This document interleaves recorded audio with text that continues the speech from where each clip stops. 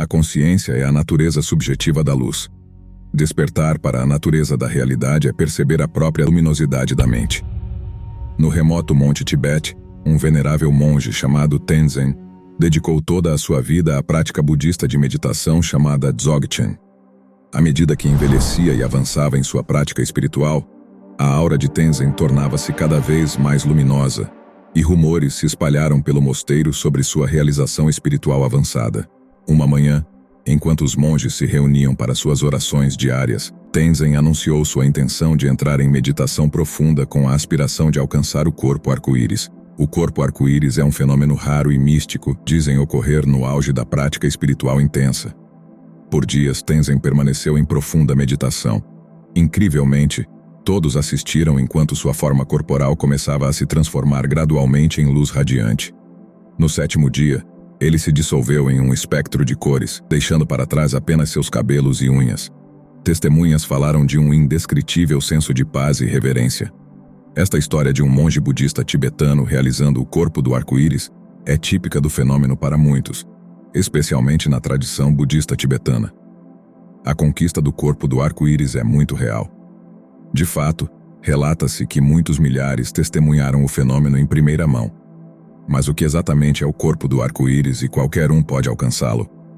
Simplificando, o corpo do arco-íris é uma transformação mística, onde o corpo físico se dissolve no que é conhecido como corpo de luz. Isso representa o ápice da evolução espiritual e é frequentemente equiparado com a iluminação.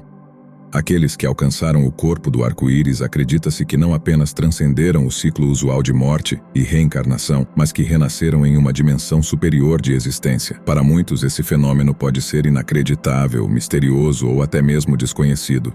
No entanto, foi registrado em várias tradições espirituais, não apenas no budismo tibetano.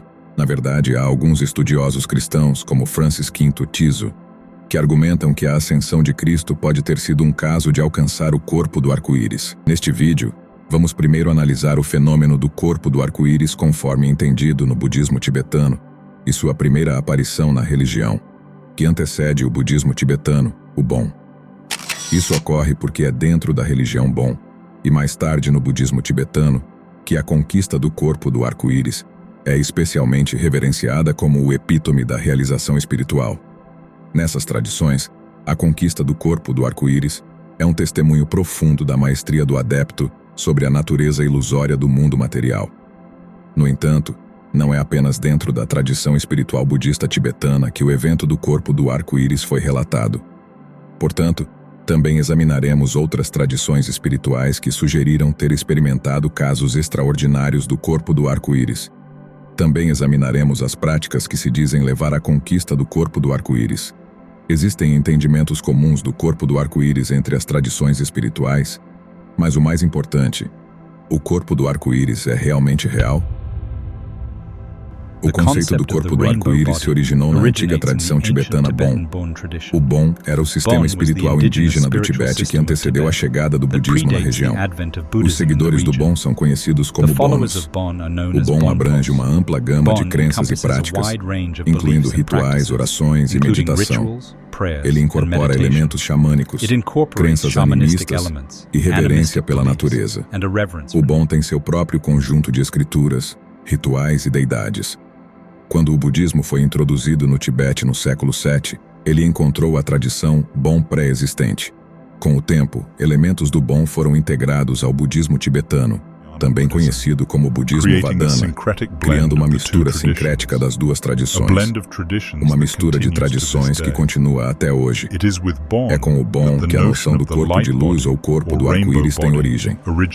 Quando o budismo chegou ao Tibete, particularmente com a chegada de Padmasambhava da Índia no século VIII, o conceito do corpo do arco-íris foi absorvido e integrado ao budismo tibetano ou ensinamentos Vadana. As práticas relacionadas à conquista do corpo do arco-íris influenciaram significativamente o desenvolvimento dos ensinamentos mais elevados do budismo Vadana, conhecidos como Dzogchen. Dzogchen representa o ápice da prática meditativa e contemplativa no budismo Vadana. Ele ensina a realização direta da natureza inata de cada um. É essa realização que é a conquista da iluminação e, muitas vezes, a realização do corpo do arco-íris. No entanto, a noção do corpo do arco-íris não está confinada apenas ao Tibete Bon e tradições Vadana. Expressões e relatos dele podem ser encontrados nas visões dos místicos cristãos, nas experiências sufis de aniquilação no divino e nas práticas taoístas que buscam a imortalidade, entre outros. A ocorrência do corpo do arco-íris é, obviamente, uma transformação física. No entanto, ela também possui um profundo significado simbólico. Sugere uma fusão final entre os reinos material e espiritual. Para deixar claro, dizem ser, por aqueles que testemunharam, uma metamorfose deslumbrante onde a forma do praticante espiritual se torna repentinamente e de forma irrevogável luz radiante. Na tradição budista tibetana, o corpo do arco-íris não é apenas um espetáculo fantástico. É um evento que é a culminação da realização do vazio da mente e da existência. Para entender como um corpo poderia se transformar em luz, primeiro devemos começar a entender os muitos aspectos diferentes do corpo-mente. Dentro dos ensinamentos do hinduísmo e do budismo, há uma compreensão do corpo-mente como tendo 3 aspectos principais: grosseiro, sutil e causal. O corpo grosseiro, chamado Stula Sharira em sânscrito, é o aspecto físico ou material do corpo, incluindo órgãos, tecidos e toda a estrutura física. É a forma tangível e perceptível que interage com o mundo externo e está sujeita às leis da natureza, nascimento, envelhecimento e morte. Através da meditação avançada e práticas yogis, os praticantes budistas tibetanos trabalham para transcender as limitações do corpo físico grosseiro. O foco está em reconhecer a natureza ilusória da forma material e entender sua impermanência. Essas práticas do corpo grosseiro são conhecidas como práticas de transformação. O corpo sutil, ou Sukshma Sharira, está além do físico. O corpo sutil é composto de energias mais refinadas, como a respiração, mente, emoções e as experiências sensoriais. É o reino dos pensamentos, sentimentos e impressões sutis que moldam a paisagem psicológica e emocional de alguém. No budismo tibetano, particularmente na tradição Dzogchen, envolvem o refinamento das energias e da consciência associadas ao corpo sutil. Meditadores buscam purificar suas mentes, emoções e impressões sutis, reconhecendo a interconexão desses aspectos com a natureza última da realidade. Essas práticas do corpo sutil são conhecidas como práticas de refinamento. O corpo causal, ou Karana Sharira, é o aspecto mais profundo e fundamental do eu ilusório. Disse que é o corpo causal que é o depósito de impressões kármicas e as sementes de experiências futuras. Também é compreendido pelo budismo Vajrayana, que é a introspecção penetrante na vacuidade do corpo causal, que é o último nó ilusório do corpo-mente aparente a ser desfeito. É com esse desfazer final do corpo causal, ou nó, que a possibilidade de todos os 3 aspectos do corpo-mente se dissolverem em luz ou atingirem o corpo arco-íris. Essas práticas do corpo causal são conhecidas como práticas de transcendência, quando se trata de manifestar um corpo arco-íris. No budismo Vajrayana e no budismo de forma mais geral, o corpo causal não é realizado, mas transcendido. Isto é, como os corpos grosseiro e sutil antes dele, o corpo causal é entendido, através de uma introspecção tácita, como vazio ou ilusório. Assim, é o corpo causal ilusório e apenas aparente que é o último nó a ser desfeito.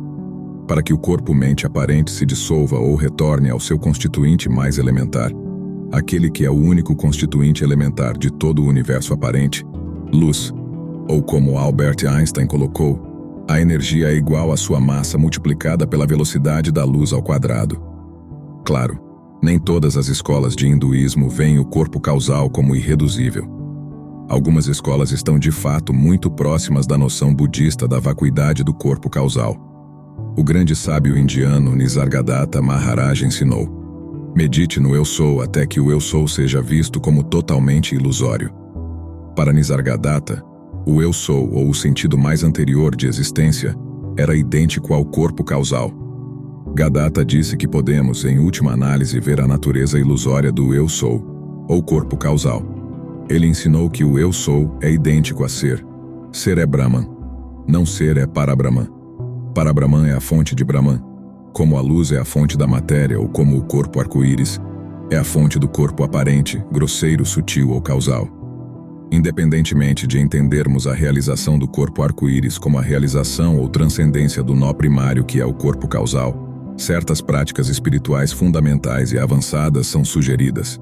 Essas práticas permanecem ressonantes através de uma variedade de tradições espirituais.